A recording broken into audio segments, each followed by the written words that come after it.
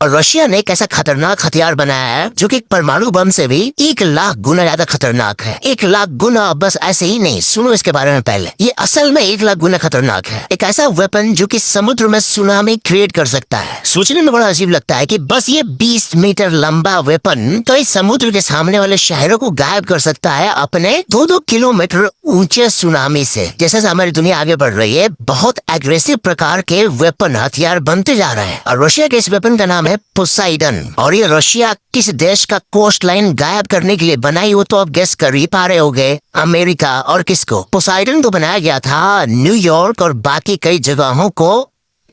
और ना, ये कोई ऐसा नहीं कि बॉम्ब फटा सुनामी आया हो। सिंपल नहीं है, ये देगा रेडियो एक्टिव सुनामी, यानी पानी रेडियो एक्टिव होके सुनामी के रूप में आएगा। और सुनामी जब किसी देश में आती है तो आपने सुना होगा कि सुनामी चली भी जाती है ना, कुछ महीनों बाद वो वापस जगह नॉर्मल हो जाता है। लेकिन इस केस में क्योंकि न्यूक्लियर फॉल आउट होगा, रेडिएशन फैल जाएगा, तो वो जगह यूजेबल भी नहीं होगा। मतलब मैसेज साफ है कि आप आसमान से आती हुई मिसाइल्स को तो इंटरसेप्ट कर सकते हो अपने आयरन डोम, गोल्डन डोम के बदौलत, लेकिन समुद्र से कैसे बचोगे? सुनामी के पानी से कैसे बचोगे? इसमें तो सारा डिफेंसिव फेल हो जाएगा देखा जाए तो। मतलब समुद्र जो कि जीवन का सोर्स है, जहाँ पे हमारी धरती से पहले लाइफ उत्पन्न हुई, इस धरती का लार्जेस्ट सपोर्ट सिस्टम वो वेपन में बदल जाता है। अरे भाई एक डीप बात है। और जापान में न्यूक्लियर बॉम्ब गिरा, वो जगह बिल्कुल नॉर्मल हो गई है, आप खुद जाके वहाँ देख सकते हो अभी। तो न्यूक्लियर वेपन से भी हील हुआ जा सकता है। लेकिन इस केस में ये लोग उस 20 मीटर के वेपन में कोबाल्ट 60 का नमक छिड़के,